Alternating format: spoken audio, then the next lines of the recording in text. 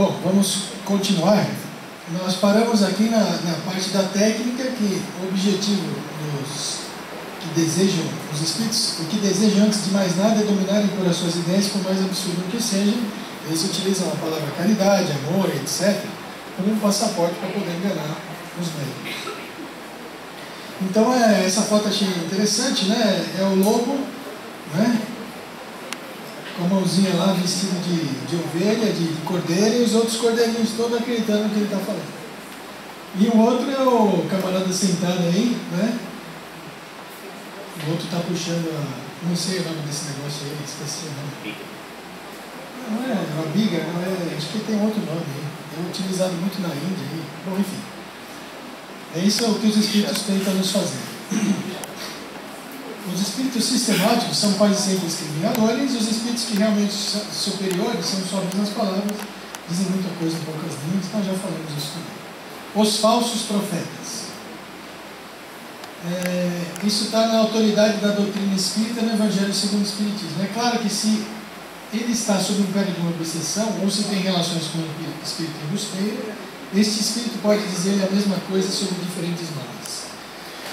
Portanto, é muito interessante essa afirmação, ou seja, você pode ter um único espírito, e este único espírito pode escrever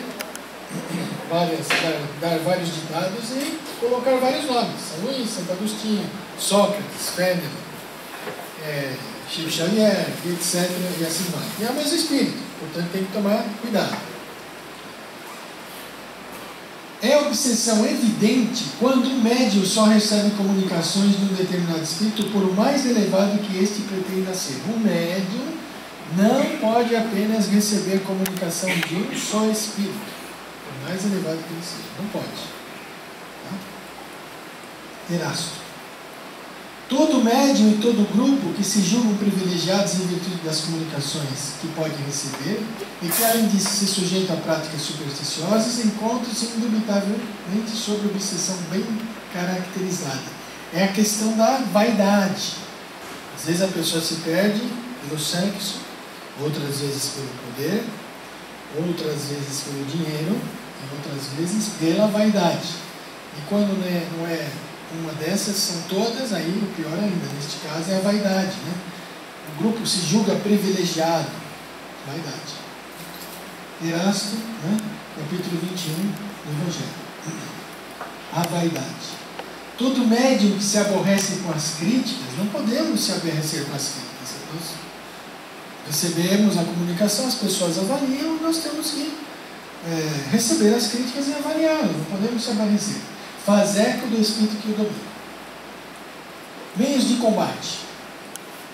Primeiro, provar que o espírito não foi enganado por ele. Não é? Quando o médium recebe a psicografia, provar que ele não enganou o médium. Ou quando nós recebemos um pensamento na obsessão simples, lembra que nós falamos? Provar para o espírito que a gente não quer conexão com ele. Segundo, cansar-lhe a paciência. Nós já falamos. Né? Item 239. Quanto tempo dura esse processo de obsessão? Às vezes, anos. A obsessão simples, o espírito vem nos perturbar, que nós rejeitamos. Mas nós temos os nossos obsessores que são usuais. Os obsessores que querem a nossa derrota, que querem nos perturbar, que querem nos destruir.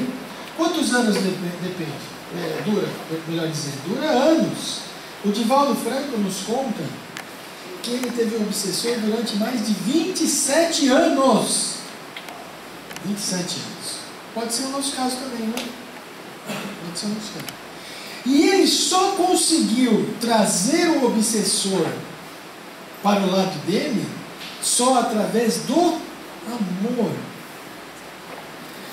Significa dizer o seguinte: ele teve um problema com este espírito que ele chamava de máscara, porque ele realmente o perturbava. Ele viveu na França, ele eliminou este sujeito numa encarnação passada, assassinou, melhor dizendo. E, obviamente, tomou um novo rumo para a vida. Hoje ele é o Divaldo que nós conhecemos. Não é? E este espírito não o perdoou. Quando o Divaldo encarnou, ele não via ele como Divaldo, mas via ele, ouvia, melhor dizendo, como aquela pessoa que o havia eliminado, que o havia destruído a sua vida. E tentava destruí-lo de todas as formas possíveis.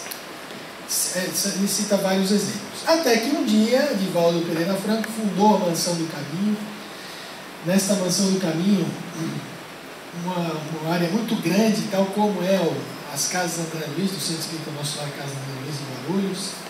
São casas que recebiam as crianças, né, lares substitutos. Hoje passam por dia mais de 3.000 crianças. Enfim, todo um trabalho voltado para a educação espiritual, para a educação social.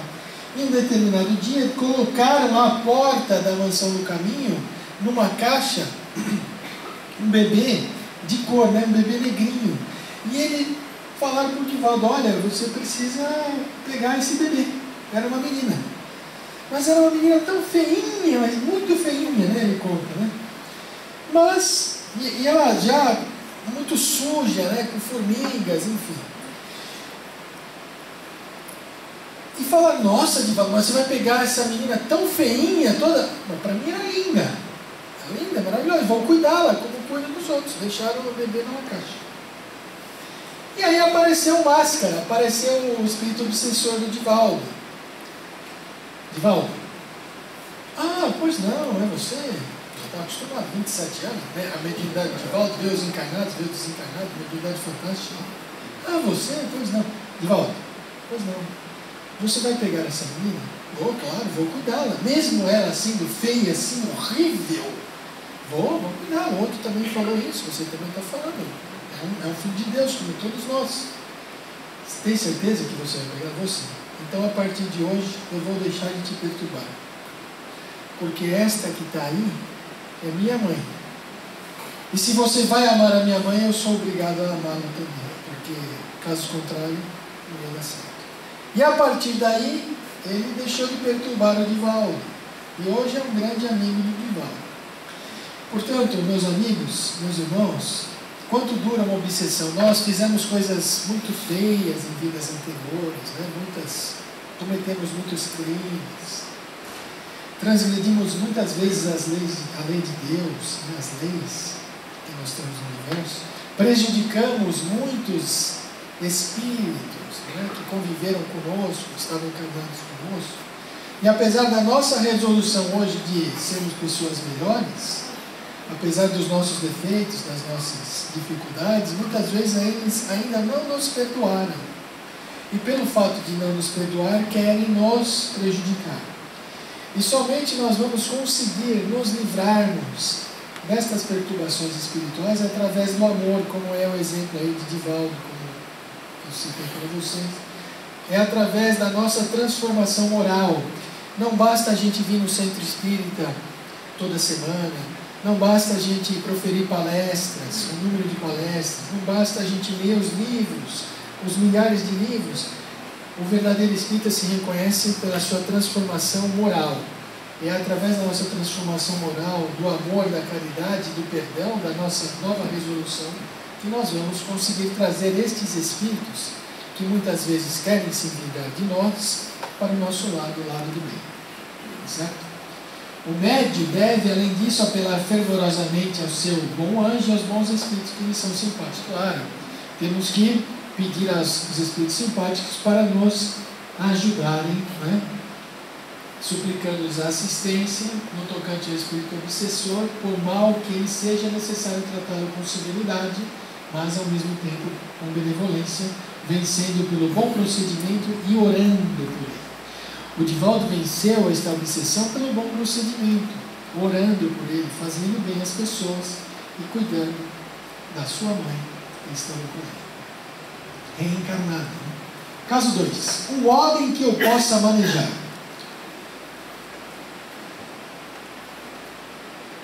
No item 239, do capítulo 23 da obsessão, Allan Kardec diz: um desses espíritos exercia extraordinária fascinação sobre pessoa nossa conhecida, evocamos-lo e após algumas fanfarronices, Vendo que não podia lograr-nos quanto à sua identidade, acabou confessando que tomara um nome falso.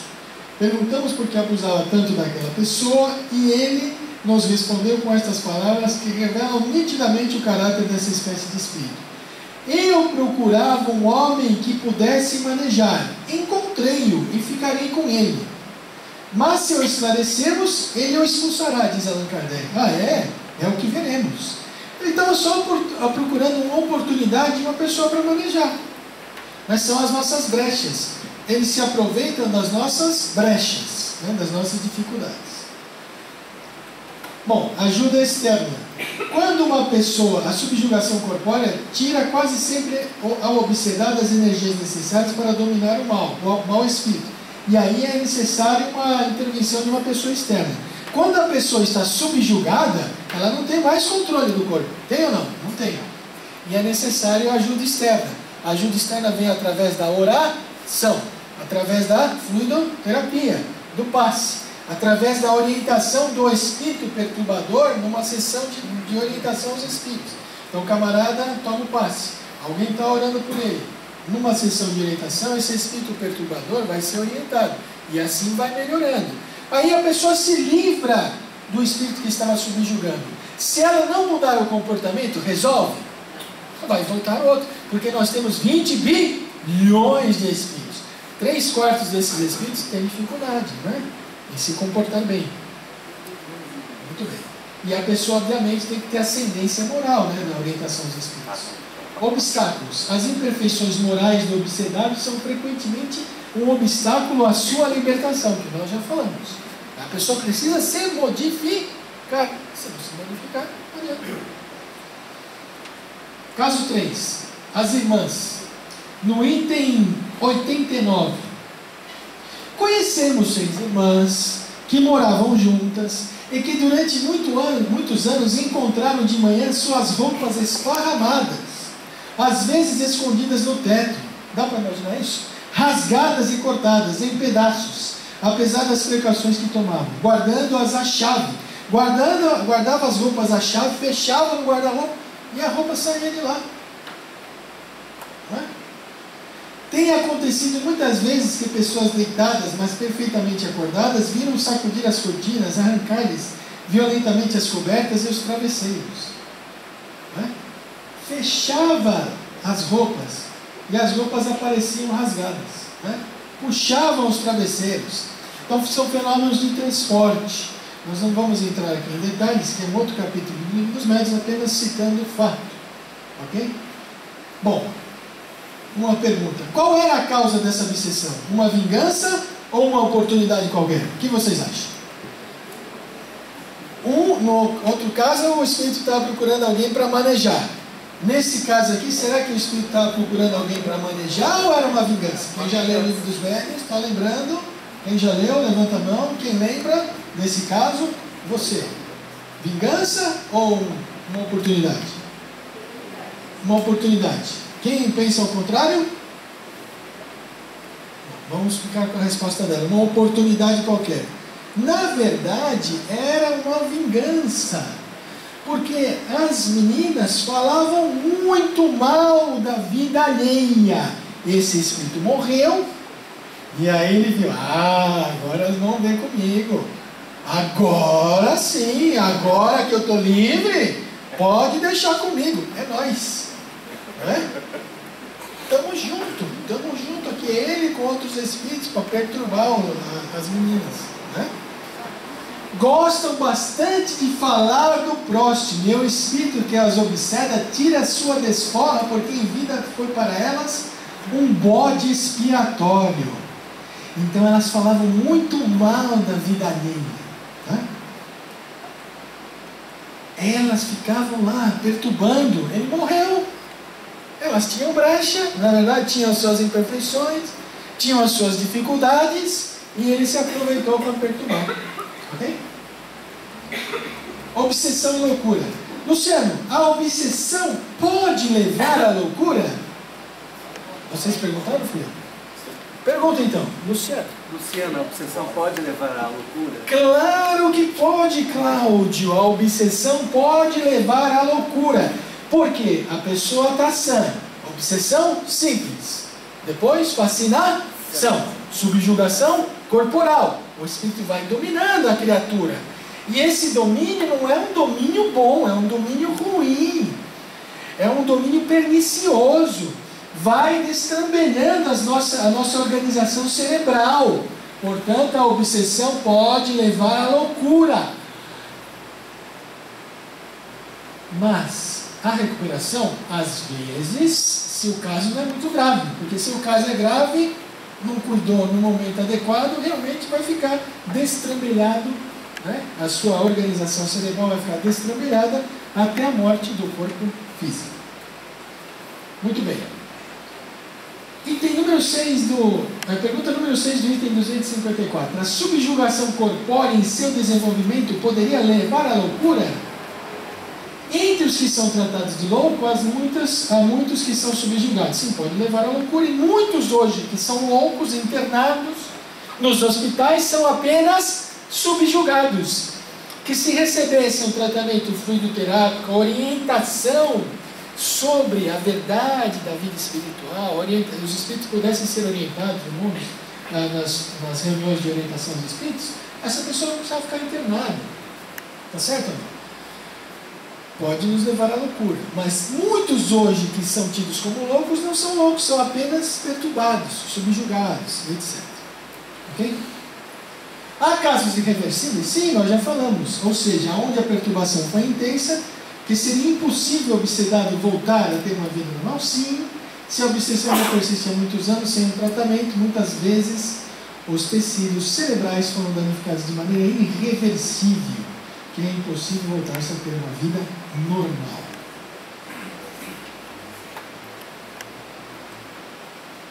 Item 48. Muitas vezes nós observamos, às vezes, doenças no nosso organismo que os médicos não conseguem localizar a causa.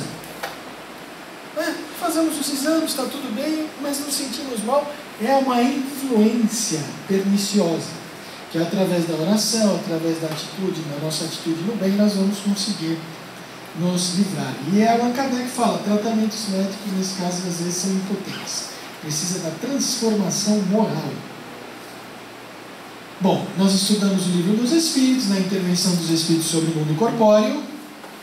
Nós passamos aí pelo livro dos Médiuns, falando sobre o capítulo 23 da obsessão, até agora. Vamos dar uma olhada no Evangelho segundo o Espiritismo de 1864, no capítulo 28, preces para o obsessor obsedado. Allan Kardec estudou a intervenção dos espíritos no mundo corpóreo. Aqui ele estudou os níveis da obsessão. E aqui no capítulo 28 ele nos deu exemplos de preces. Preces que nós podemos fazer para quem está com a obsessão, preces que nós podemos fazer para o espírito que está perturbando. Então nos ensinou como nós devemos fazer. Eu peguei aqui uma parte do capítulo 10, Bem-aventurados os misericordiosos, no item 5, e ele fala assim, Jesus: conserta-te sem demora com o teu adversário enquanto estás a caminho com ele, para que não suceda que ele te entregue ao juiz e que o juiz te entregue ao seu ministro, e sejas mandado para a cadeia. Em verdade te digo que não sairás de lá enquanto não pagares o último centil. Ou seja, Jesus está falando, conserta, você perdoa teu inimigo enquanto há tempo. Tá certo? Mas aqui nós vamos ver, com a análise da psicologia transpessoal, né, com a ajuda do Espiritismo, que este inimigo, este adversário, não é só o adversário externo, é o adversário interno. Tá certo? A parábola da conciliação com os adversários pode ser interpretada de maneira superficial, diz aqui o Alírio de Cerqueira Filho, que é um psiquiatra, psicoterapeuta, que escreveu este livro, Parábolas Terapêuticas. Pode ser interpretado de maneira superficial e profunda. De maneira superficial, nós podemos aprofundar, é lógico. A superficial é quando interpretamos os adversários como inimigos externos. Vale. Reconcilia-se com seus inimigos externos enquanto há tempo. Porque se você não se reconcilia, eles vão desencarnar e vão voltar. Não foi o que aconteceu com as meninas lá da roupa rasgada? Ele voltou. Você ficou perturbando, as meninas ficaram perturbando, ele voltou e fez um furdúncio, né? Fez uma confusão com as meninas. Ou seja, vamos perdoar, vamos se reconciliar com os inimigos externos, isto é, aqueles que fizeram alguma coisa para nós, ou fizemos para eles, criando uma inimizade. Mas a Joana de Andes, no livro Triunfo Pessoal, Joana de Andes, que é a guia do Divaldo Pereira Franco, neste livro, Triunfo Pessoal, propõe-nos uma visão mais profunda. Ela diz que esses adversários são os adversários internos, os pensamentos, sentimentos, comportamentos negativos que mantemos, certo? Quais são os nossos inimigos internos? A incredulidade, a pessoa que não acredita em nada, né? O orgulho, a vaidade, a insegurança, a inveja, né? O ódio, a vingança, o egoísmo.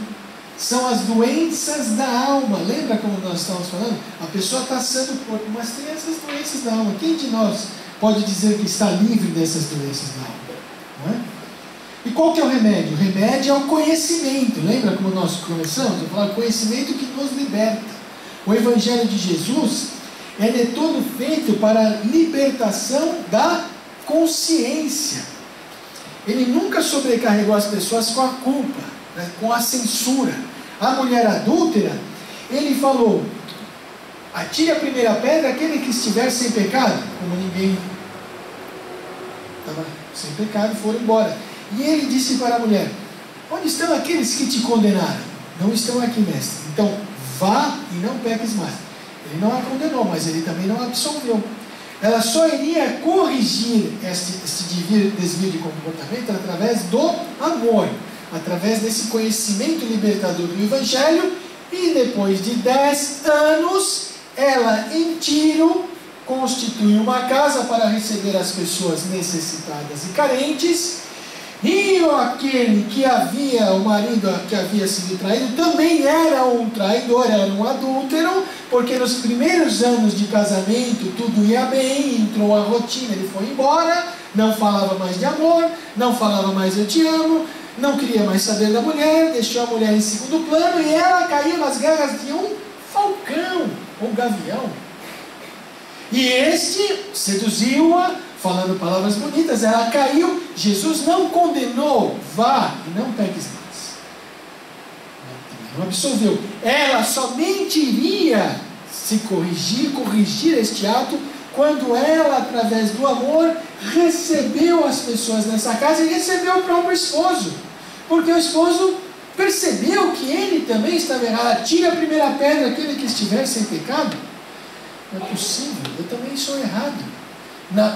Ele, como era judeu, ele preconizava os atos exteriores. No primeiro momento ele não conseguiu compreender toda a extensão da orientação de Jesus, mas não sossegou até que a encontrasse. Quando ele caiu na casa desta mulher, ou melhor, quando ele foi levado, ele não a reconheceu, mas ela a reconheceu.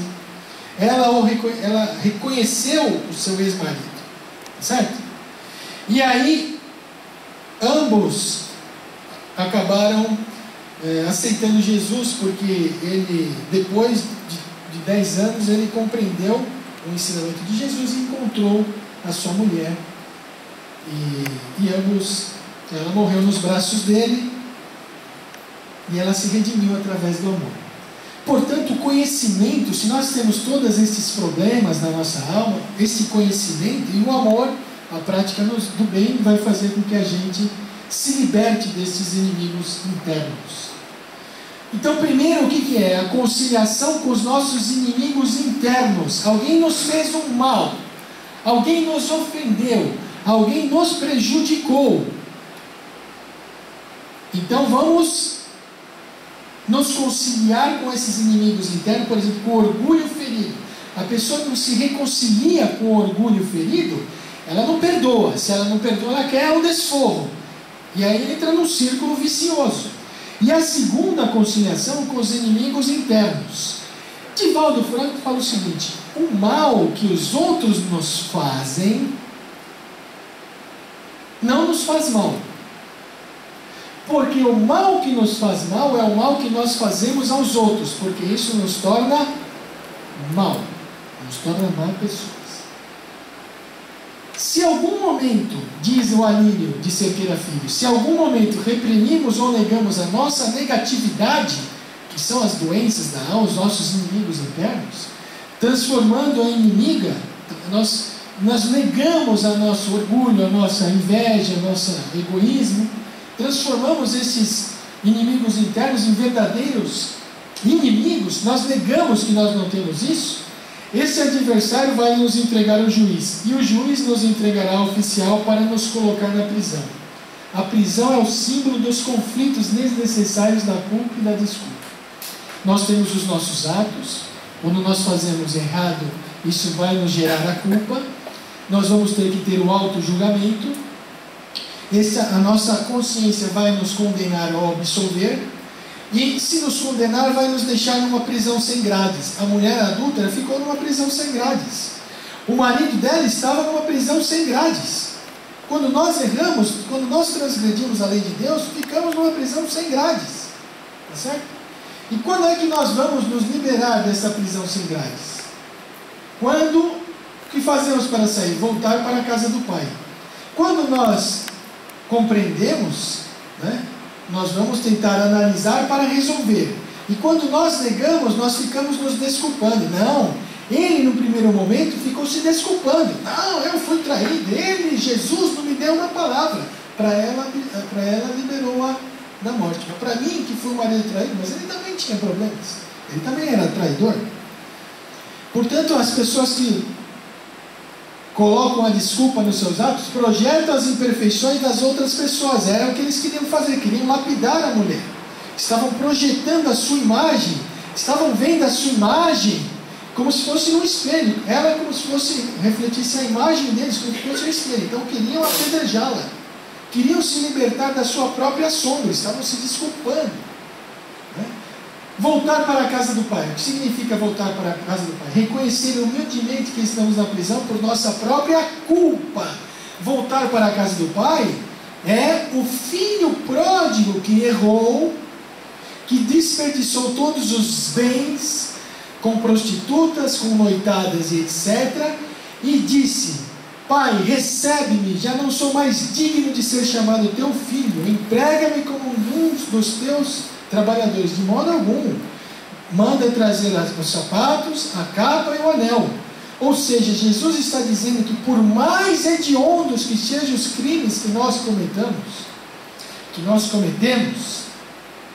que tenhamos feito no passado, por mais terrível que seja isso, o Pai nos dará outra oportunidade. Como é que as pessoas não conseguem compreender isso? Acreditam no inferno, não é? Acreditam no sofrimento passivo, etc. Muito bem. Pagamos a fiança, assumimos a responsabilidade, aprendemos e reparamos com amor. É necessário ver nesse fato a causa da obsessão, a causa da maioria dos casos de obsessão, sobretudo daqueles que apresentam certa gravidade, como a subjugação e a possessão, a vingança. Obsedade e possesso são, pois, quase sempre vítimas de uma vingança anterior. Deus permite a situação atual para punir do mal que fizeram, ou se não fizeram, por haverem faltado com indulgência a caridade, deixando de perdoar. Evangelho segundo o Espiritismo. Portanto, quando nós sofremos aí esta influência perniciosa, é uma prova, tá certo? Para os nossos ideais do bem. E aí, assim, será que extinguir o ódio com o sangue é radicalmente falso? Ou seja, antigamente a pessoa tinha lá seu orgulho ferido, por qualquer motivo, ia lá para os duelos, né? Aí o camarada matava, quem foi ofendido matava o outro. O que resolvia? O outro morre, vai para o mundo espiritual, você agora é minha vez. Fica pior, né? Porque você não enxerga, a pessoa não enxerga, o espírito quer se vingar, piora. Então extinguir o mal com o sangue é realmente terrível. Caso 4. Aqui é um caso do Evangelho mesmo, e é o seguinte: depois que veio para onde estava a gente, chegou a ele um homem que, posto de joelhos, lhe dizia: Senhor, tem compaixão de meu filho, que é lunático e padece muito, porque muitas vezes cai no fogo e muitas na água, e tenho apresentado a teus discípulos, e eles não o puderam curar. E respondendo, Jesus disse: ó geração incrédula e perversa, até quando hei de estar convosco? Até quando vós hei de sofrer? Trazei-mo cá. E Jesus o abençoou, e saiu dele o demônio, e desde aquela hora ficou o moço curado. Então lhe disseram: por que não podemos nós lançá-lo fora? Jesus lhe disse: por causa da vossa pouca fé. Porque na verdade vos digo, se tiverdes fé como um grão de mostarda, direis a este monte: passa daqui para colar, e ele há de passar, e nada vos será impossível. O menino era lunático, ele caía na água e caía no fogo. Ele queria se matar. Ia para a água, tentava se afogar, ia para o fogo, queria se queimar. E o pai falou: meu Deus, eu preciso dar um jeito nisso, vou levar para os discípulos. Os discípulos não conseguiram curar, vou levar para Jesus. E Jesus conseguiu curar, porque Jesus, ele tinha constantemente a dupla vista: via os encarnados e os desencarnados. Ele viu que aquele menino estava num processo de subjugação corporal, na sua autoridade moral. Obviamente o menino tinha merecimento, a família tinha merecimento, o pai tinha merecimento, e por causa da fé do pai, ele fez com que o espírito que estava perturbando o menino saísse fora. Mas claro que com Jesus existia uma quantidade enorme de amigos espirituais que estavam assessorando. É claro que a caridade de Jesus não poderia apenas se estender para o menino que estava perturbado, mas a caridade de Jesus teria que se estender para o espírito também obsessor, porque o espírito obsessor não havia perdoado este menino, que em outras encarnações esse espírito fez algo de errado e estava perturbando agora, estava exercendo a vingança. Portanto, Jesus, juntamente com esses espíritos que estavam no mundo espiritual, em frações de segundo, fizeram com que esse espírito pudesse perceber: meu filho, você também tem direito de ser feliz. Não é com a perturbação deste espírito que você julga seu inimigo que você vai ser feliz. Se você destruir a vida deste menino, se você destruir a vida do corpo deste menino, o que você fará depois? Entra-se num círculo vicioso. Então, esta é a visão espírita que nós precisamos ter desta passagem, tá certo? O menino foi ajudado por causa da fé do pai, do merecimento dele, mas o espírito obsessor também foi ajudado, porque o espírito obsessor se nutria do fluido daquele menino, do fluido do psiquismo daquele menino, dos fluidos corporais daquele menino, né? o fluido vital. E era necessário que ele recebesse um fluido terapêutico, né? Uma energia balsâmica para que ele pudesse se libertar. E ambos se libertaram, foi o que aconteceu, certo? Vamos lá. Ora, este menino nada mais era, nada menos era do que perturbado por um espírito. Jesus respondeu: se podes crer, tudo é possível àquele que crê. O pai do menino, banhado em lágrimas, logo exclamou: Senhor, eu creio, ajuda-me na minha incredulidade. Jesus, vendo que o povo acorria em grande multidão, falou então de ameaça ao espírito impuro, dizendo: espírito surdo e mudo, eu te ordeno, sai deste menino e não entres mais nele. Portanto, nós já dissemos, o espírito perturbador também foi ajudado. Então, o espírito, soltando um grande grito e sendo agitado por violentas convulsões, saiu, ficando o menino como morto, de tal modo que muitos diziam que ele morrera, mas Jesus, tomando pela mão, o ergueu e ele se levantou. E aí os discípulos quiseram perguntar para Jesus: poxa, como é que você conseguiu e nós não conseguimos? Nós que estamos contigo todo o tempo. Quando Jesus entrou na casa, os seus discípulos lhe disseram em particular: por que razão nós não pudemos expulsar esse demônio? Demônio, obviamente, aqui é um espírito, né? Mal. Ele lhes respondeu: os demônios dessa espécie não podem ser expulsos por nenhum outro meio, a não ser pela prece e pelo jejum. Qual é o jejum aqui? É o jejum material? É o jejum espiritual. É o jejum, a pessoa é rica de virtudes, de caridade, de fraternidade, de humildade, mas pobre de orgulho, de vaidade, de ganância, de egoísmo. É este o jejum que ele está sugerindo, pela prece e pelo jejum. E no Evangelho segundo o Espiritismo, capítulo 19, a fé que transporta montanhas. O poder da fé tem aplicação direta e especial na ação maléfica. Se nós temos fé, nós podemos ajudar aqueles que estão sofrendo e a nós mesmos. Eis porque aquele que ali um grande poder fluídico normal, uma fé ardente, pode operar unicamente pela sua vontade, dirigida para o bem, esses estranhos fenômenos de cura. É a fé. A pessoa está disposta a ajudar lá na Câmara de Paz, está disposta a ajudar num processo de obsessão. Perguntas? Sem perguntas, vamos em frente. Preces.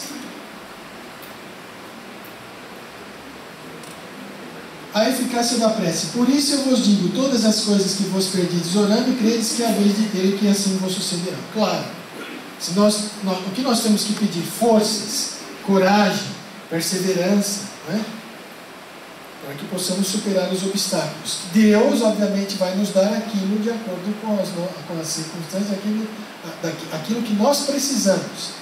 Ninguém vai pedir na prece: eu quero ganhar uma Ferrari, eu quero ganhar a loteria. Não, tem que pedir coragem, tem que pedir fé, tem que pedir força. Ok? Muito bem. Ajuda-te, o céu te ajudará. Pedi e dar-se-vos-á. Buscai e achareis. Batei e abrir-se-vos-á. Porque todo o que pede, recebe. E o que busca, acha. E a quem bate, abrir-se-á. Ou, qual de vós, porventura, é um homem que, se seu filho lhe pedir pão, lhe dará uma pedra? Ou, porventura, lhe pedir um peixe, lhe dará uma serpente? Pois se vós outros, sendo maus, sabeis dar boas dádivas a vossos filhos, quanto mais vosso Pai Celestial que está nos céus, dará boas dádivas a quem lhes pedir. Se nós que somos homens damos coisas boas aos nossos filhos, Deus, se nós pedimos com sinceridade, com certeza nos ajudará. E aí Allan Kardec, ele no item 82, prece para o obsedado proferir, aquele que está sofrendo uma perturbação espiritual. Ele sugere aqui a prece: meu Deus, permiti aos bons espíritos me livrarem do espírito malfazejo que se ligou a mim. Se é uma vingança que ele pretende exercer em consequência dos males que ele teria feito outrora, vós o permitistes, meu Deus, e eu sofro por minha própria culpa. Posso o meu arrependimento me fazer merecer do vosso perdão e da minha liberdade, mas seja qual for o motivo, suplico a vossa misericórdia para ele. Pelo obsedado.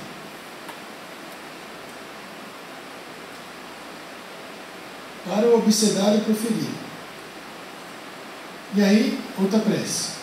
Deus Todo-Poderoso, dai-me o poder de livrar fulano do espírito que o obseda. Se está nos vossos desígnios pôr um fim a esta prova, concedei-me a graça de falar a esse espírito com a necessária autoridade. Bons espíritos que me assistem a vós, anjo da guarda, anjo guardião do fulano, dai-me o vosso concurso, ajudai-me a libertar do fluido impuro. Então é o orientador do espírito pedindo ajuda e assistência para que o médium possa receber o espírito, para que ele possa ajudá-lo a convencer que quando nós não perdoamos nós estamos algemados, que nós temos que perdoar, que nós temos o direito de ser feliz, e etc. Olha lá.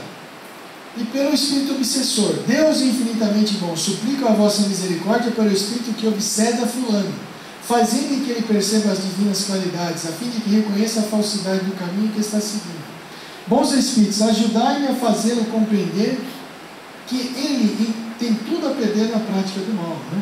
As pessoas que se perdem pelos vícios, então essa fotografia aqui mostrando um espírito perturbador, fazendo com que a pessoa fume, outras vezes que a pessoa use drogas, use bebidas, perda pelo sexo, perda pela vaidade, pelo poder, etc. E aí nós vimos a intervenção dos espíritos no mundo corpóreo, vimos o capítulo 23 da obsessão, acabamos de ver o Evangelho segundo o Espiritismo nas preces, né?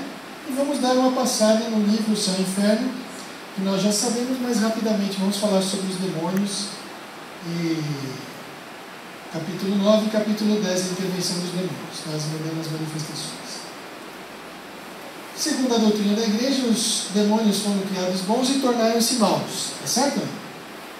Por sua desobediência são anjos colocados primitivamente, por Deus no ápice da escala tendo dele decaído.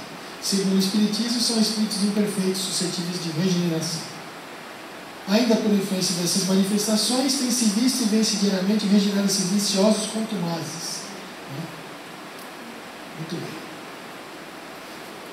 E aí o Allan Kardec fala assim, ora, atribuir ao demônio tão benéfica propaganda e salutar resultado é conferir-lhe um diploma de tolo.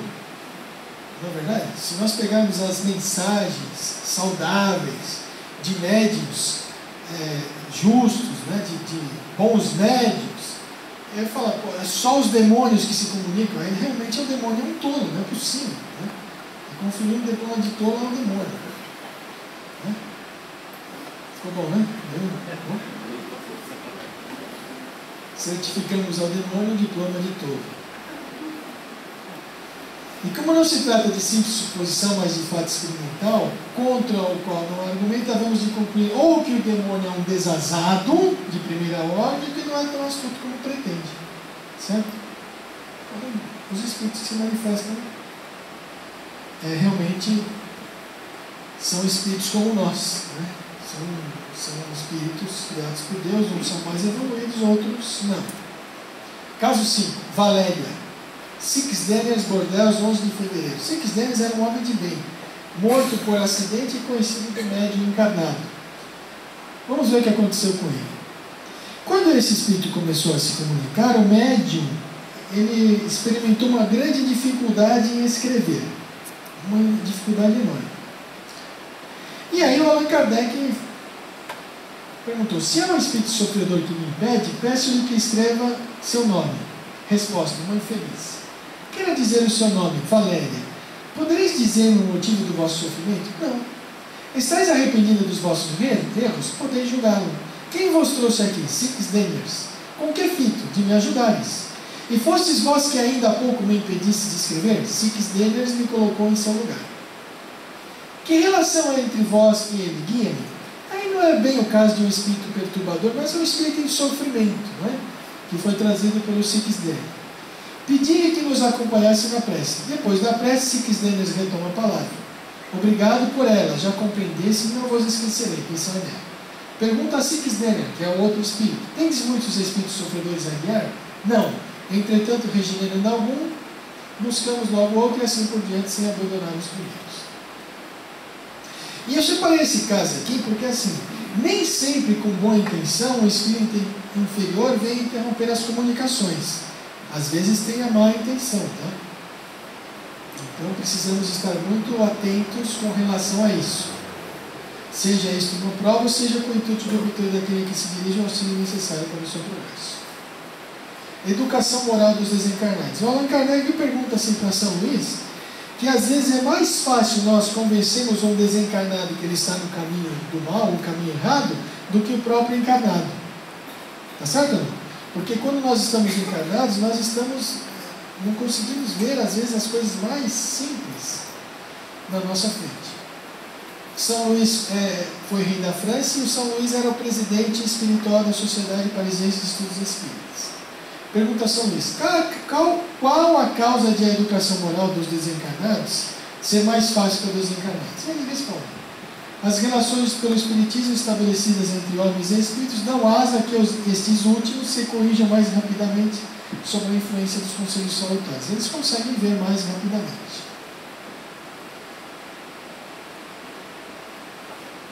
Nenhuma cogitação de interesse material de posição social se lhe antepõe ao raciocínio. E uma palavra, a independência da carne, é que facilita a conversão. Tá certo? Muito bem. Obsessão e suicídio. Bom, se a obsessão pode levar à loucura, não é? Obviamente que a obsessão pode levar ao suicídio. No caso que nós vimos no Evangelho, o menino não era lunático? Se jogava na água, se jogava no fogo. Qual era o intuito do espírito perturbador? Fazer com que ele se matasse.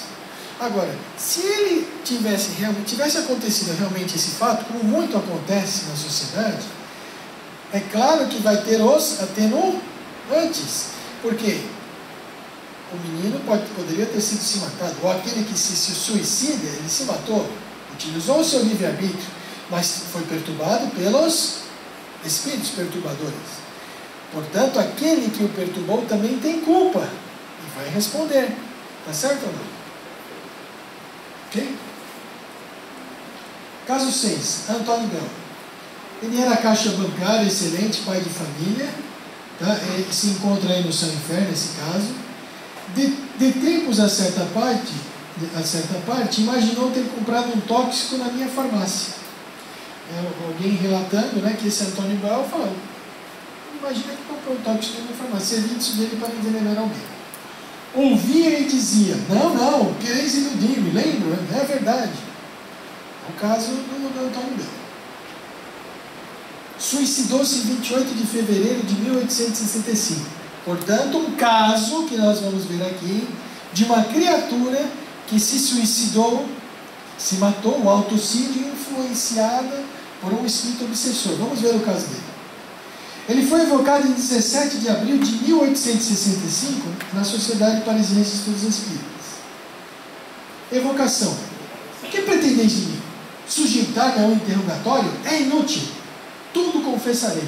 Até que já estava mais tranquilo aqui, ou seja, já tinha admitido que tinha errado. Bem longe, aí o Allan Kardec fala, bem longe de nós o pensamento de vos afligir com perguntas indiscretas. Desejamos saber apenas qual a vossa posição nesse mundo, bem como se podemos ser vos úteis. Se for possível, ser-vos-ei extremamente grato. Tenho horror ao meu crime e sou muito infeliz. Ele tinha consciência de culpa. E quando a pessoa tem a consciência de culpa, o que o Manuel Filomeno de Miranda fala assim, quando a pessoa tem aquela consciência de culpa, é como se a pessoa tivesse uns plugs, né? E com essa consciência de culpa vem a obsessão, se pluga, né? Entre aspas, vamos dizer, e aí vai todo o desenvolvimento da obsessão. Aonde está escrita a lei de Deus? Questão 621 do Livro dos Espíritos. Na consciência. Quando o filho pródigo disse ao pai: Pai, pequei contra ti e pequei contra o céu, já não sou mais digno de ser chamado teu filho. As religiões ortodoxas entendem que o pai realmente era um pai material, né? E o céu era Deus, mas é ao contrário. O pai desta parábola é Deus. O filho mais novo, o filho mais velho é toda a humanidade. O filho mais novo que pediu a herança eram os pecadores e os publicanos que recolhiam impostos. E o filho mais velho que ficou, que também não era bonzinho, eram os fariseus, eram os hipócritas. Não é? O filho mais novo e mais velho representa toda a humanidade. Quando ele falou para o pai: pequei contra ti e pequei contra o céu, pequei contra ti, o pai da parábola era Deus. Transgrediu a lei de Deus. Pequei contra o céu significa pecar contra a nossa própria consciência. Ok? Quando nós erramos, quando nós cometemos algo de errado, nós manchamos a nossa consciência.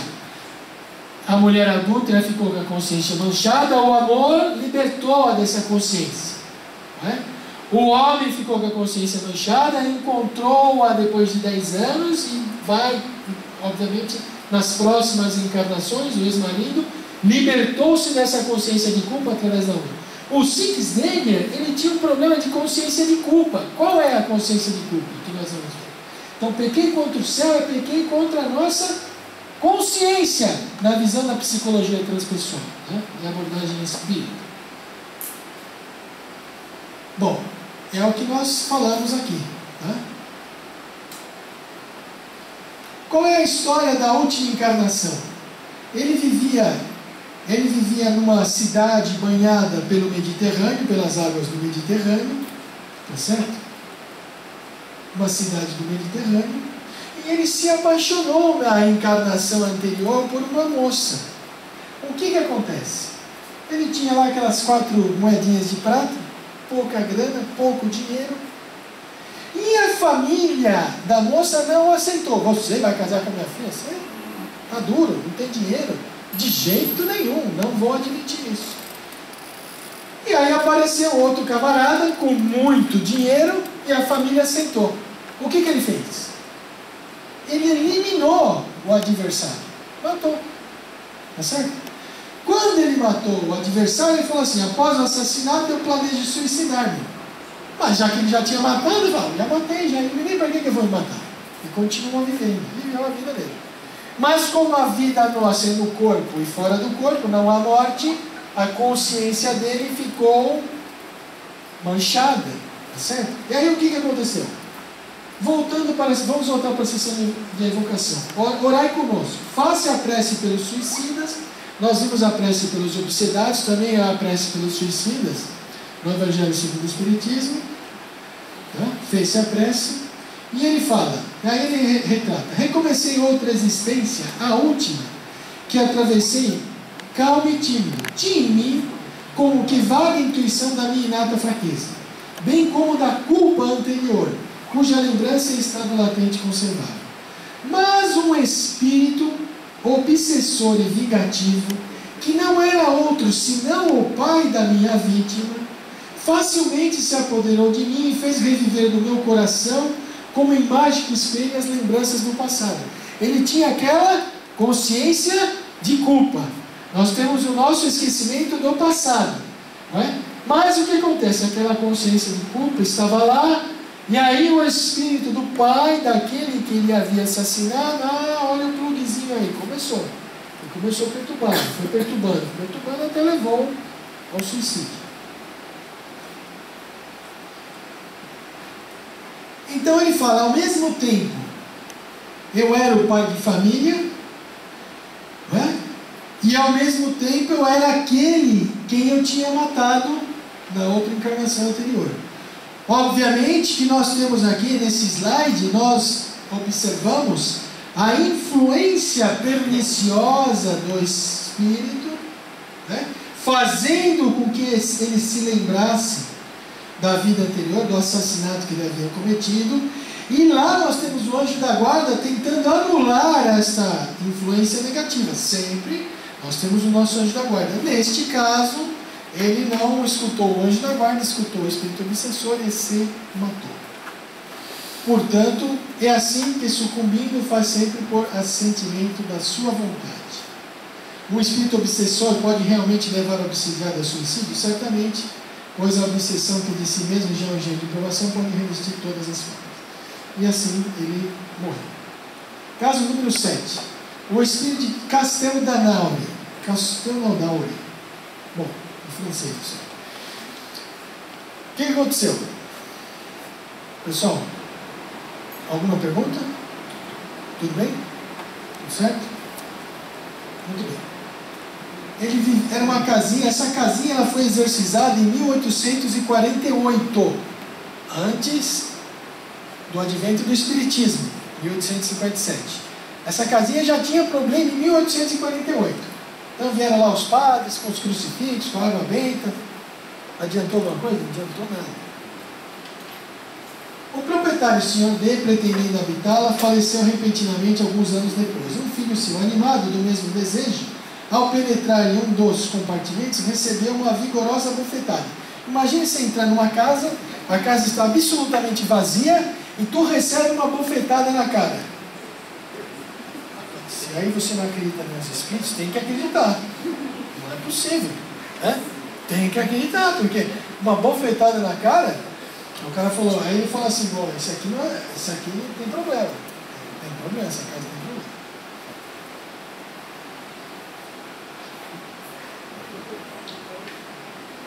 E acontece o seguinte, esse espírito ele cometeu um crime nesta casa. Esse espírito que deu a bofetada cometeu um crime. Como as pessoas vão morrendo, as propriedades vão ficando, vai passando de um para outro, né? E assim vai, vamos ver. Olha lá, uma bofetada. Este espírito que deu a bofetada naquele que havia recebido a herança, ele degolou o irmão em 1608.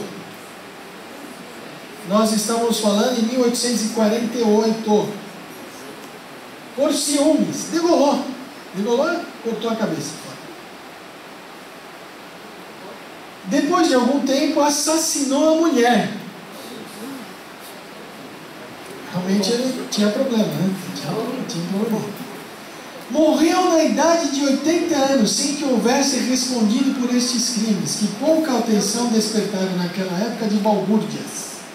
Depois da morte, jamais cessara de praticar o mal, provocando vários acidentes ocorridos na tal casa. Então, há locais mal assombrados? Claro que sim. Nesse caso, nós vamos ver que o espírito estava assombrando, fazendo mal. Degolou o irmão, matou a mulher, viveu até os 80 anos, até parece os nossos políticos, não é? Não vão presos, não é? Que coisa. Rouba, né? Não mata, mas é o crime do colarinho branco, né? Vivemos este mal, né? Falta de dinheiro nas escolas, falta de dinheiro nos hospitais, e as pessoas enviando, né, dinheiros para as Ilhas Caimãs, para outros locais, paraísos fiscais. Só o conhecimento, né, deste mundo espiritual, do objetivo da nossa vida, por que nós estamos aqui, de onde nós vamos e para onde nós iremos, né, do sentido da nossa vida, que vai fazer com que a gente se liberte do mal, da consciência de culpa. Esse, como muitos políticos que morrerão sem pagar pelos seus crimes, não foi o que aconteceu com ele. Mas ele lá, 1608, 1848.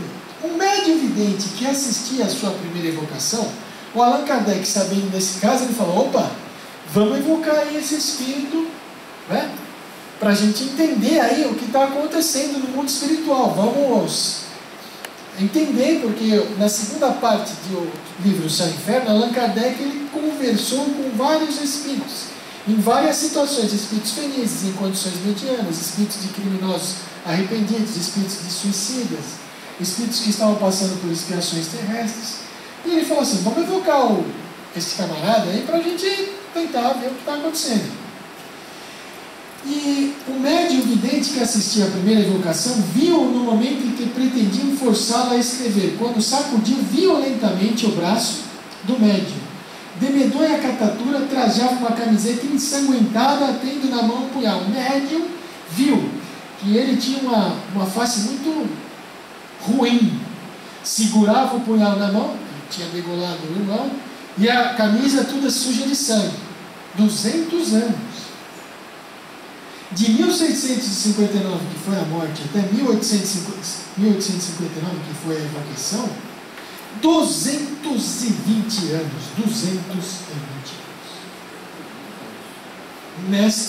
Nesta situação. O espírito que dera a bofetada foi evocado em Paris e manifestou-se em 1859 e manifestou-se por sinais de tal violência que foram profícuos todos os esforços para acalmá-la. Então, interrogado São Luís nesse respeito, respondeu. E assim, ele não conseguia, a mensagem era através da psicografia, ele não conseguia escrever. É um espírito da pior espécie, verdadeiro monstro, fizemos-lo comparecer, mas a despeito de tudo quanto lhe dissemos, não foi possível obrigá-lo a escrever. Não conseguia. Respondeu que é passível de melhora, claro. E aí o São Luís falou, ele está condenado a habitar a casa em que cometeu o crime, sem poder fixar o pensamento em outra coisa, que não no crime, tendo-o sempre ante os olhos e acreditando na eternidade de tal tortura, está como no momento do próprio crime, porque qualquer outra recordação lhe foi retirada e interdita toda a comunicação com qualquer outro espírito. Ele só via o crime, 220 anos só vendo o crime. É claro que esse espírito era muito ainda embrutecido, não é sempre assim que acontecem as coisas, né? Neste caso, sobre a terra só pode permanecer naquela casa, e no espaço só lhe restam solidão e trevas. Quando ele saía da casa, só restava solidão e trevas. Ele voltava para casa, o camarada entrou lá, ele deu uma bofetada. Haveria meio de Deus desalojar dessa casa? Qual seria o meio? Quando se quer desembaraçar de obsessões de semelhantes espíritos, o meio é fácil: orar por eles. Contudo, é precisamente isso que se deixa de fazer. As pessoas não oram e tentam exorcizar através de rituais e outras coisas materiais. Bom, vimos a intervenção dos espíritos sobre o mundo corpóreo. Vimos o livro dos médiuns no capítulo 23 da obsessão. Vimos o Evangelho segundo o Espiritismo, quando Allan Kardec fala sobre as preces. Vimos o céu e inferno, alguns casos do céu e inferno de obsessão e sobre os demônios, que de fato não existem, são maus espíritos. E agora nós vamos partir finalmente para o livro A Gênese, capítulo 14, os fluidos, os milagres do Evangelho. E assim nós formamos o ciclo, dos 5 livros da codificação espírita. Ação dos espíritos sobre os fluidos. No início, aqui quando nós começamos a conversar, nós falamos que nós temos no universo fluido cósmico universal. E é através deste fluido cósmico universal que os espíritos podem manipular estes fluidos para que nós possamos ser envolvidos por energias balsâmicas ou energias maléficas. Ok? A ação dos espíritos sobre os fluidos espirituais tem consequências de importância direta e capital para os encarnados. Nós já falamos sobre isso, né? Pode impregnar de qualidades boas ou más. E esse é tal fluido universal: bons espíritos, maus espíritos. Os maus espíritos criam fluidos perniciosos. Ok? E os bons espíritos criam fluidos bons. E aí envolve os encarnados. É todo este mecanismo que ocorre na nossa sociedade. Ok? Perguntas? Alguém perguntar? Vamos em frente. A cura pela ação magnética. Cura pela ação magnética, a fluidoterapia. A cura se realiza pela substituição de uma molécula doente por uma sadia. Quando Jesus curou o menino que era lunático, o poder moral de Jesus, a ação magnética de Jesus imediata, substituindo aquele fluido pernicioso por fluidos bons. O poder curador, portanto, dependerá da pureza da substância inoculada. Ele ainda depende da energia da vontade, que provoca uma emissão fluídica mais abundante e dá ao fluido uma força de penetração maior. Finalmente, das intenções que animam aquele que deseja curar, quer seja homem ou espírito. Na câmara de passes nós temos lá o passista, a ação magnética que pode se produzir da seguinte maneira: pelo fluido do próprio magnetizador. Fluido do magnetizador atuando na pessoa que deseja receber o tratamento. É o magnetismo propriamente dito, é o magnetismo humano, cuja ação se acha vinculada à potência e sobretudo à qualidade do fluido. Segundo, diretamente pelos espíritos. Quer dizer que os espíritos podem nos ajudar em qualquer lugar que nós estivermos? Claro que sim. No passe, na câmara de passe, no tratamento fluidoterápico, nós recebemos a ajuda. Mas em qualquer outro lugar os espíritos podem também nos ajudar. E o terceiro, essa fotografia eu acho excelente, do projeto Imagem, do engenheiro Américo Sucena. Ele tem um projeto que desenha, retrata os quadros que nós observamos nos livros espíritas, as ocorrências que são relatadas pelos espíritos nos livros espíritas. E aqui nós vemos, pelo fluido que os espíritos derramam sobre o magnetizador, que serve de conduto desse fluido. É um magnetismo misto. O espírito ajudando a moça lá que está de pé, o magnetismo misto. A vontade do magnetizador, do passista, com a ajuda do Espírito. Okay? Aqui os Espíritos, o passista e a pessoa que está recebendo ajuda. Para uma causa física, nós opomos uma força física. A uma causa moral é preciso que se contraponha uma força moral. Portanto, não é através da matéria que nós vamos conseguir se libertar da perturbação, é através da moral. Tá certo? Daí a necessidade do obsedado, obsediado, né, segundo algumas traduções, obsedado segundo outras, de se melhorar. Se a gente sai de uma obsessão e não se melhora, nós vamos o quê? Vamos para outra, tá certo?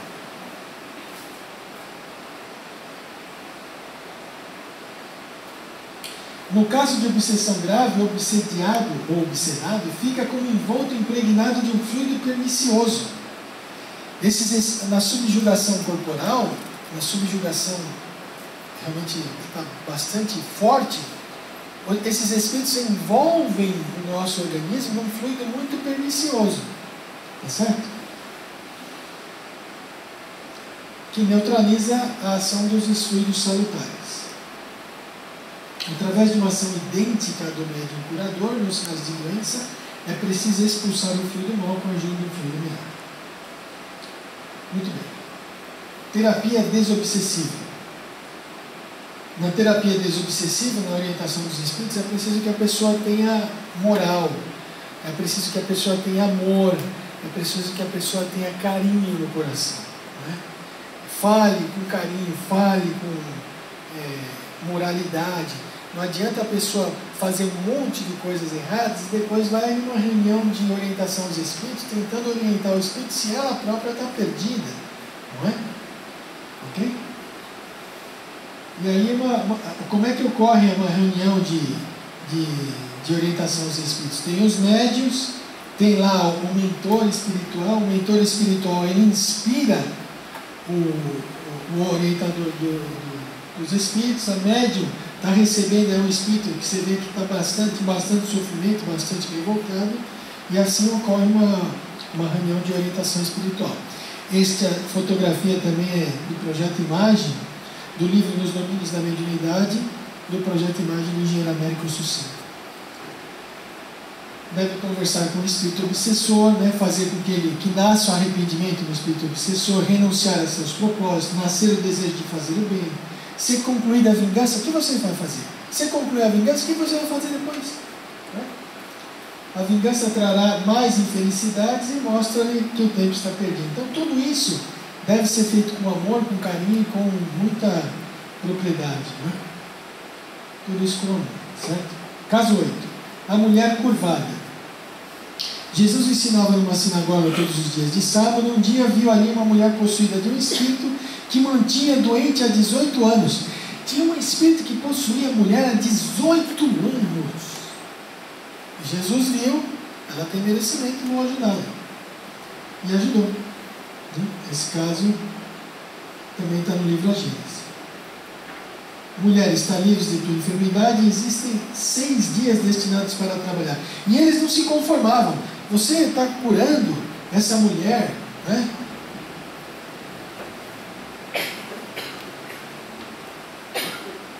Num sábado. Você está curando essa mulher no sábado, hipócrita. Qual de vocês tem um boi, o boi cai no meio da toleira, no sábado você não vai ajudar o boi? Né? E ele ajudou essa mulher. Qual de vós não salta o seu boi ou o seu jumento de carga no sábado e não leva para beber? Porque então não se deveria libertar em um dia de sábado dos laços que aprendiam esta filha de Abraão, que Satanás havia mantido assim presa durante 18 anos. Com essas palavras, todos os seus adversários ficaram confusos. Ele confundia os adversários, não caía na armadilha dos adversários de jeito nenhum. Jesus sempre teve a coragem de enfrentá-los. Da mulher adulta, atire a primeira pedra aquele que estiver sem pecado. Quando ele curou no sábado, nos trouxe o exemplo do boi. Você tem um boi, você não vai cuidar do seu boi no sábado? Eles ficaram sem resposta. É justo pagar os impostos? Dá-me cá a moeda. Não é de César? Então dá a César o que é de César, não é Deus o que é de Deus. Ele sempre teve essa coragem de enfrentar. Ok? Caso 9. um homem possesso de um espírito impuro. Vieram em seguida a Cafarnaum, e Jesus, entrando primeiramente na sinagoga um sábado, os instruía. Todos esses casos estão na Gênesis, e são casos de obsessão, não é? E eles se admiravam da sua doutrina, porque ele os instruía como tendo autoridade e não como os escribas. Ora, achava-se na sinagoga um homem possesso de um espírito impuro, que se lamentou dizendo: que há entre nós e ti, Jesus de Nazaré? Viestes para nos perder? Sei quem és tu, é o Santo de Deus. O espírito impuro falando pela boca do homem, certo? O que estava perturbado. Jesus, porém, falando-lhe ameaçadoramente, disse: cala-te e sai deste homem. Então o espírito impuro, agitando-se com violentas convulsões e dando um grito, saiu dele. Ficaram todos tão surpreendidos que perguntavam uns aos outros: o que é isto? Que nova doutrina é esta? Ele manda com autoridade mesmo nos espíritos impuros e eles obedecem? Mais um caso aí de possessão espiritual. Caso 10. O homem mudo. Após terem saído, apresentaram-lhe um homem mudo, possesso do demônio. Expulso o demônio, o mudo falou. A multidão foi tomada pela admiração e o povo dizia: jamais se viu nada semelhante em Israel. Mas os fariseus, ao contrário, diziam: é pelo príncipe dos demônios que ele expulsa os demônios. Tem que ser, imagina, pelo príncipe dos demônios. Do espiritismo falaram a mesma coisa. São só os demônios que se comunicam. E aí a gente lembra daquele diploma de tolo do demônio, né? Ou o demônio é tolo, porque tem ajudado tanta gente, feito bem a tanta gente. Muito bem. E aí a Revista Espírita, já finalizando aí as nossas considerações, os casos da Revista Espírita. A Revista Espírita, primeiramente, foi publicada pela editora Edicel, o primeiro tradutor, o Júlio de Abreu, né? Frederico Giannini fundou a editora Edicel, mas hoje aqui nós trouxemos a tradução da FEB pela facilidade que hoje nós temos a Revista Espírita em PDF, né? Pode ser baixada, e nós prestamos aí a homenagem ao Júlio de Abreu e ao Frederico Giannini, mas vamos fazer a tradução da revista da fé. 1858, caso 11. Atuação de Allan Kardec num caso de cura. O Sr. F. ele tornou-se um hábil, era um rapaz instruído, de esmerada educação e caráter suave e benevolente, mas um pouco fraco e indeciso. Tornou-se hábil médium psicógrafo, com bastante rapidez. Obsidiado pelo espírito que dele se apoderou e não lhe dava sossego, escrevia sem parar, desde que uma pena ou lápis lhe caía na mão. Ele os tomava num movimento convulsivo e se punha a preencher páginas inteiras em poucos minutos. Na falta de instrumentos, ele escrevia com o dedo, né? Onde quer que se encontrasse, imagina, nas ruas, nas paredes, no chão, totalmente perturbado. Entre outras coisas, lhe ditaram, havia estas: o homem é composto de 3 coisas: o homem, o espírito bom e o espírito mau. Todos vós tendes vosso espírito mau, que está ligado ao corpo, por laços materiais. Para expulsar o espírito mau, é necessário romper esses laços, e para isso é preciso enfraquecer o corpo. Quando esse se encontra suficientemente enfraquecido, o laço se parte e o espírito mau o abandona, permanecendo apenas bom. Olha que coisa! A sensibilidade do espírito mau, você tem que enfraquecer o corpo. Quando enfraquece o corpo, morre, né? Já não está bom da cabeça, né? Já está perturbado. Aí vem o perturbador e fala: não, agora é minha vez. Se já não está bom, agora não come, fica fraco. Aí vai para o vinagre mesmo, aí fica ruim a situação. Fica ruim mesmo. Em consequência dessa bela teoria, fizeram-no jejuar durante 5 dias consecutivos para velar a noite. Não come e fica velando a noite, cara, no 6º dia está um bagaço, né?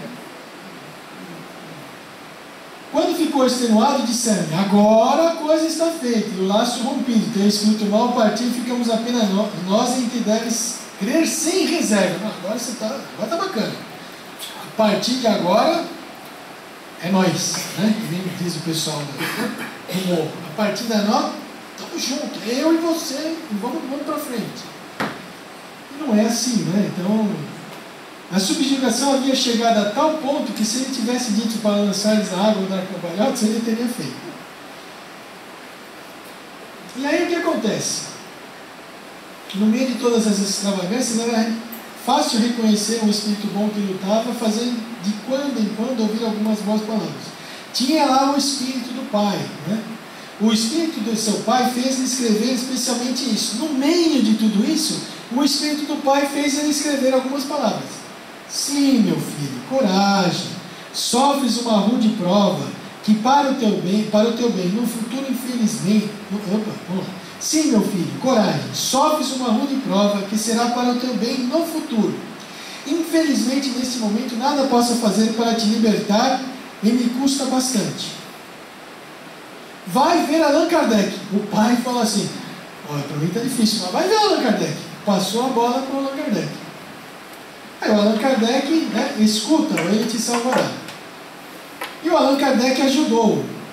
Para essa obra de caridade, associei-me a um dos meus companheiros mais devotados, o Sr. T. O Allan Kardec, ele se associou ao Sr. T. E aos poucos conseguimos fazer com que escrevesse coisas sensatas. Tomou-se uma algema e aversão, repelindo voluntariamente toda vez que tentava manifestar-se. E pouco a pouco apenas os espíritos bons prevaleceram. Para renunciar às suas ideias e seguir os conselhos dos bons espíritos, entregou-se completamente a um rude trabalho, que não lhe deixava tempo de ouvir sugestões más. Ou seja, Allan Kardec trabalhou com esse médium e fez com que ele pudesse mudar o pensamento dele para o outro lado, né? E aí se libertar do médium. E se libertar desse espírito obsessor. O próprio Diló, que era o perturbador, acabou por confessar-se vencido, exprimindo o desejo de melhorar-se numa nova existência. Confessou o mal que tinha tentado fazer e deu demonstrações de arrependimento. A luta foi longa, penosa e ofereceu particularidades realmente curiosas para o obsessor. Bom, aí qual é a lição? Prevenir-se contra o irresistível empolgamento que o leva a escrever sem cessar. Critério de avaliação, bom senso e linguagem, né? Os espíritos inferiores temem os que lhes analisam as palavras e os que lhes desmascaram as torpezas, não se deixam envolver pelos seus sofismas. 1862, caso 12. Epidemia demoníaca na Saboia. Processo de Morzinho. A Saboia, Morzinho. 5 artigos foram publicados na Revista Espírita sobre isso, certo? Recebemos do capitão B a seguinte carta de março de 1862, membro da Sociedade de Paris. Senhor Presidente, nós estamos aqui passando por um momento, a população se acha sob a influência da obsessão, é uma obsessão coletiva. Querendo exorcizar esses infelizes, na maioria as crianças, o cura mandou trazê-los à igreja conduzidos por homens vigorosos, era uma obsessão coletiva. Aí você via gritos, saltos, convulsões e etc., a tal ponto que mandaram buscar os soldados a uma companhia de infantaria. 3 minutos? Fica faltando alguma coisa. Muito bom. E aí, não são médicos, mas magnetizadores espiritualistas, os espíritas, que deveriam ser mandados para dissipar essa legião de espíritos malvados. Bom, era uma obsessão coletiva que nós observamos hoje na sociedade. A obsessão precisa de uma terapêutica de emergência. A nossa sociedade passa por um processo de obsessão muito tenaz, a obsessão coletiva dos nossos políticos, nos congressos, etc, etc. Bom, nós paramos no caso 12, nós vamos, para concluir, como faltam poucos minutos, vamos aqui pegar os últimos slides.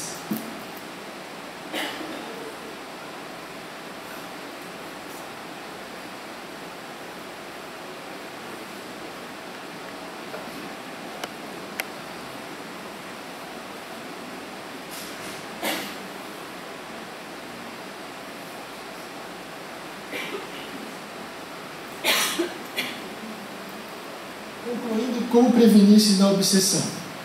Ficou alguns slides aí para trás, não foi tempo suficiente, a gente teve problemas técnicos no início na nossa conferência, né, com o projetor. Uma outra oportunidade a gente traz os outros casos que ficaram faltando. Como prevenir-se da obsessão? Amar o máximo possível. Quando a gente observa o Divaldo Franco, quando a gente observa Madre Teresa de Calcutá, né, pessoas que amam. Quando nós amamos, quando nós fazemos a caridade, quando nós praticamos o bem, nós estamos, obviamente, em contato com os bons espíritos, e assim nós estamos nos prevenindo. A oração. A oração é como aquele... Nós vivemos num oceano de espíritos, não é verdade? Entre aspas. O mundo espiritual está ao nosso redor. Quando o indivíduo que mergulha põe lá aquele equipamento, com aquele equipamento ele consegue respirar debaixo da água. Quando nós estamos orando, nós criamos o quê? Uma energia, é como se nós vestíssemos uma roupagem que impede que os maus espíritos nos perturbem. A oração é muito importante. Fazer o bem, a oração. Vir ao centro espírita, estudar, é o conhecimento que liberta, certo? Mas não é só vir ao centro espírita para estudar, é trabalhar, né? Fluidoterapia, o passe, ok? Orientação aos espíritos obsessores, que nós já falamos. O trabalho no bem e a renovação íntima, a laborterapia, a prática da caridade, esquecer as horas vazias. O evangelho no lar, a transformação moral do grupo familiar. Se a oração é boa para nós, também será muito boa para nosso lar. Orientação dos amigos espirituais durante o sono. Nós vamos pedir a orientação dos amigos espirituais durante o sono e eles vão nos levar para os lugares de orientação. Certo? Assim, meus irmãos, há muita perturbação no mundo, no nosso Congresso Nacional, no nosso Senado, na nossa cidade, no local onde nós trabalhamos, no centro espírita, porque os espíritos das trevas, conhecendo o espiritismo, sabendo que o espiritismo liberta a consciência, tem interesse em destruir os espíritas, os centros espíritas, os seus dirigentes, os seus frequentadores. Há muita obsessão e a obsessão necessita dessa terapêutica de emergência. O que nós trouxemos aqui hoje foi um recorte da codificação espírita, alguns casos que a gente ainda não conseguiu falar da revista espírita, fica para uma próxima oportunidade. Eu espero que vocês tenham compreendido, gostado, e nós abrimos aqui para algumas perguntas, se assim desejarem.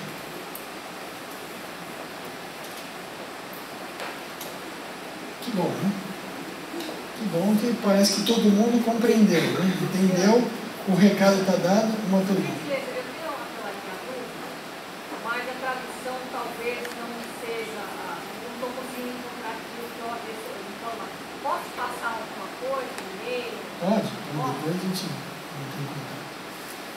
Bom, então nós agradecemos a colaboração e a paciência dos senhores, né, por estarem aqui nesta manhã, estudando conosco esse tema tão interessante, que é o tema da obsessão.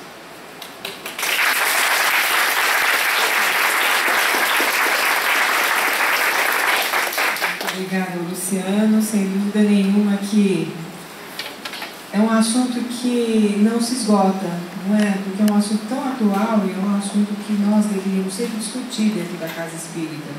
Deveria ter pelo menos uma palestra, uma conferência, um seminário por semana sobre esse assunto, porque a cada semana nós temos uma novidade diferente, né? Mas o Luciano vai estar à disposição, ele vai estar sempre conosco nos cafés filosóficos desde o próximo ano, e sempre que houver uma outra oportunidade ele estará de volta, tá bom? O que eu queria dizer, em breve nós vamos ter na videoteca essa gravação, então se vocês quiserem, se não tiverem tempo de anotar alguma coisa, podem anotar, então vai estar na videoteca do filosofiaespírita.org. E nós queríamos deixar um convite aberto a vocês também para o próximo Café Filosófico Espírita, que vai ser no dia 18 de junho, então 18 de junho, às 9 horas, tá? E nós vamos ter o lançamento aqui do primeiro DVD do programa Filosofando, que é um programa que nós temos na TV Mundo Maior, juntamente com a nossa amiga colega aqui do centro, a Márcia Antoniazzi Rosa. Então nós vamos lançar o DVD e vocês vão assistir quatro programas da série Filosofia Espírita, as Consolações da Filosofia e da Filosofia Espírita. Então são 4 programas dessa série. E vamos ter também a Ângela, que vai fazer um concerto antes da palestra que nós vamos fazer, de música clássica. Ela está estudando algumas peças de Mozart, então quem gosta de Mozart ao piano. Então nós vamos ter, não sei se vai dar para a gente trazer um piano de cauda aqui, mas de qualquer forma nós temos um piano aqui na casa, então nós vamos ter um concerto aqui com a Ângela. A Ângela é dirigente de reunião pública, né? E está conosco no Ver às quintas-feiras. Infelizmente a gente não pode ficar mais tempo, viu, Luciano, porque a gente precisa entregar a sala para a reunião pública daqui a pouco, né? Senão a gente ficaria aqui até mais tarde também, tá bom? Então, uma excelente semana a todos. Vamos aproveitar esse momento para a gente fazer uma prece pelo Brasil? Vamos? O que vocês acham? Né? Então vamos, mais uma vez, agradecendo ao Luciano, em primeiro lugar, ao imenso trabalho que ele faz de divulgação da doutrina espírita, desde criança, nas suas pesquisas, no seu trabalho, inspirado pelo seu avô, pelos seus pais, pela Ivone, que está aqui presente, a sua mãe. Então agradecemos a ele pelo esforço, pelo trabalho, por tudo quanto ele faz para divulgar a doutrina espírita para todas as pessoas, para os centros espíritas onde ele divulga o espiritismo de Kardec. Então agradecemos a presença dele, a presença de todos, os amigos espirituais também aqui presentes. E gostaríamos então de que pudéssemos concentrar os nossos pensamentos nesse instante e visualizar o mapa do nosso país querido. E desejarmos muita paz para a população brasileira. Que todos possamos aprender alguma coisa com esses momentos tão dramáticos que o Brasil está atravessando. Muitas pessoas acham engraçado, muitas pessoas têm raiva, outros têm ódio. Nada disso é proveitoso. O que se aproveita disso é uma lição. Alguma coisa que os benfeitores espirituais querem dizer para nós com tudo isso. Então vamos vibrando pelo nosso país querido, que nos abrigou esta reencarnação, quiçá outras também que já tivemos por aqui. Essa terra benfazeja, querida, com tantas benesses, com tantas coisas, com tantas oportunidades que nós temos aqui de trabalho, de vida, com as nossas famílias e amigos, os nossos desafios do cotidiano. Oramos também pelo Congresso, que aqueles homens e mulheres que lá estão possam se conscientizar de que o Brasil é uma nação poderosa e poderá ser muito mais se houver ética, se houver exercício da moral cristã, muito embora possa não levar esse nome. Vibramos por todos aqueles homens e mulheres, mais de 500 que lá estão. Vibramos pelo Senado brasileiro. Vibramos pela nossa presidente, que infelizmente talvez não permaneça. E se caso permanecer, que ela também se conscientize, que sejam afastados da cúpula que governa o nosso país os pensamentos de espíritos obsessores que talvez queiram perder a oportunidade que o Brasil tem de ser a pátria do Evangelho, colocar a perder.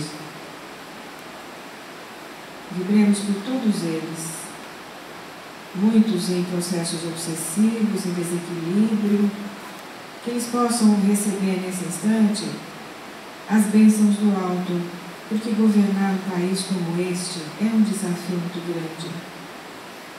Mentalizemos muitas luzes no Palácio da Alvorada, no Congresso, no Senado. Que Jesus possa abençoar a todos nós, e estender essas luzes a todos, todos os que precisam de ajuda, países em guerra. Jesus querido, que a tua bênção possa chegar a todas as criaturas. Que assim seja. Graças a Deus.